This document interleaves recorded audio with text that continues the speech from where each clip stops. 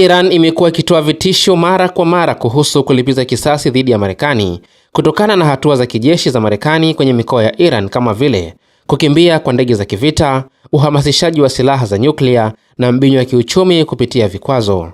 Kwa upande wa afisa mkuu wa jeshi la Iran, yeye amesema kwamba shambulio lolote linalotoka kwenye bezi hiyo iliyoko umbali wa maili 2000 kutoka Iran kwenye bahari ya Hindi litachochea kulipiza kisasi kutoka Iran, ikiwa ni pamoja na mashambulizi ya makombora ya ballistic na ndege zisizo na rubani. Hatari hii inakuja kufuatia uhamishaji wa hivi karibuni wa mabomu ya siri ya B2 kutoka kwenye kituo cha ndege cha Whiteman hadi Diego Garcia, ikiwa ni hatari ya mashambulizi ya Marekani kwenye maeneo ya nyuklia na makombora ya Iran.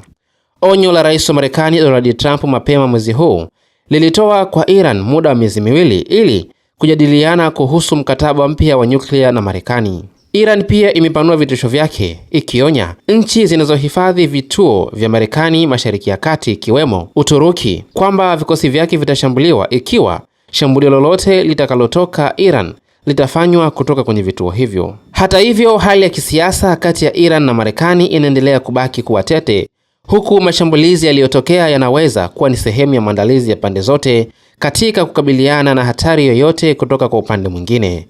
Hii ni Sawasawa Digital, habari kiganjani mwako.